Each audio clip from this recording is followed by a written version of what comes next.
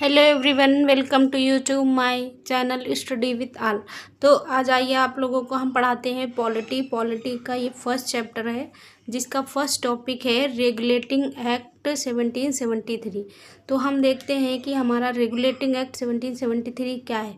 तो इसका बैकग्राउंड देखते हैं कि हमारा क्यों आया रेगुलेटिंग एक्ट, इसका क्या बैकग्राउंड है। तो mid 18th century the British East India Company has transformed from a trading body to a territorial power after Plassey 1757 and Buxar 1764।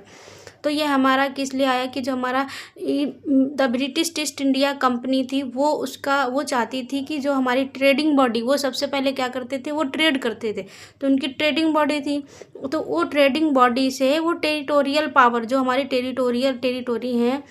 Territory हैं उन पे वो टेरिटोरियल पावर इस्टेब्लिश करना चाहते थे। वो trading body to territorial power transform करना चाहते थे। किसके बाद? प्लासी 1757 एंड बक्सर 1764, ये हमारे बैटल हुए थे। इसके बाद इन्होंने ये चाहा। दूसरा हमारा क्या रीजन था? The company was facing financial crisis in England. जो कंपनी थी वो इंग्लैंड में, कंपनी जो थी हमारी, वो कंपनी क्या कर रही थी, इंग्लैंड में फेसिंग कर रही थी फाइनेंशियल क्राइसिस। उनका फाइनेंशियल क्राइसिस था, जिनकी वजह से भी इन्होंने ये ऐसा कुछ सोचा था। द ब्रिटिश पार्लियामेंट, जो ब्रिटिश पार्लियामेंट थी, वो उन्होंने डिसाइड किया कि वो जो रेगुलेट करेंगे। क्या डिसाइड किया? Decided to regulate. उन्होंने डिसाइड किया कि जो कंपनी का एडमिनिस्ट्रेशन है और पॉलिटिकल एक्टिविटी, दोनों को वो रेगुलेट करेंगे। किसको? Company administration and political activity को वो रेगुलेट करेंगे। तो इनके कुछ प्रोविज़न देखते हैं कि क्या प्रोविज़न थे जो हमारा रेगुलेटिंग एक्ट 1773 था। तो उसमें क्या था? गवर्नर ऑफ बंगाल, जो हमारे गवर्नर ऑफ बंगाल था वो became governor general of Bengal. जो गवर्नर ऑफ बंगाल था वो क्या हो गया? गवर्नर जनरल ऑफ बंगाल हो गया। फर्स्ट गवर्नर जनरल कौन थे? Warren Hastings. वॉरेन हास्टिंग क्या थे? फर्स्ट गवर्नर जनरल थे। ठीक है। उसके बाद क्या हुआ? Establish supreme court. किस चीज़ का इस्टेब्लिश्ड हुआ? सुप्रीम कोर्ट का, कलकत्ता में 1774 में कलकत्ता में सुप्रीम कोर्ट का इस्टेब्लिशमेंट हुआ, जिसमें एक चीफ जस्टिस थे और 3 जजेस थे। फर्स्ट चीफ जस्टिस कौन थे?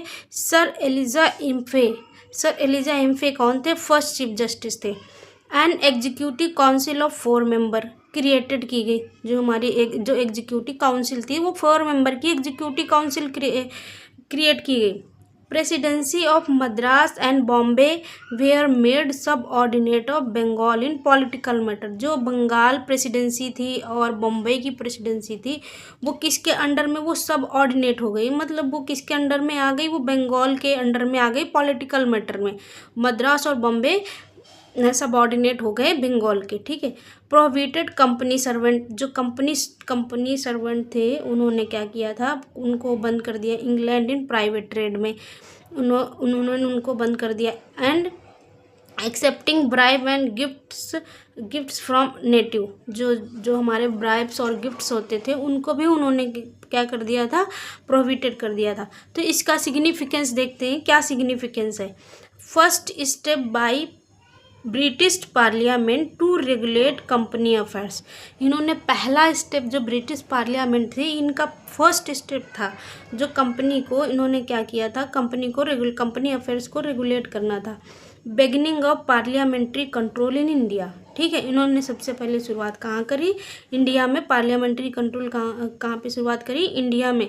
Lead foundation for centralised administration. तो इस चीज़ से किस चीज़ का फाउंडेशन हुआ? जो सेंट्रलाइज्ड एडमिनिस्ट्रेशन होता है, जो सेंट्रलाइज्ड मीन्स हर कोई मिलके करता है, तो वो उस चीज़ का यहाँ पे फाउंडेशन हुआ।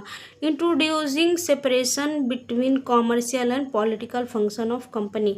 और इन्होंने इस चीज़ का भी इंट्रोड्यूस किया कि जो कॉमर्शियल और पॉलिटिकल फंक्शन था, उन दोनों को क्या कर दिया था? बिल्कुल सेपरेट कर दिया था।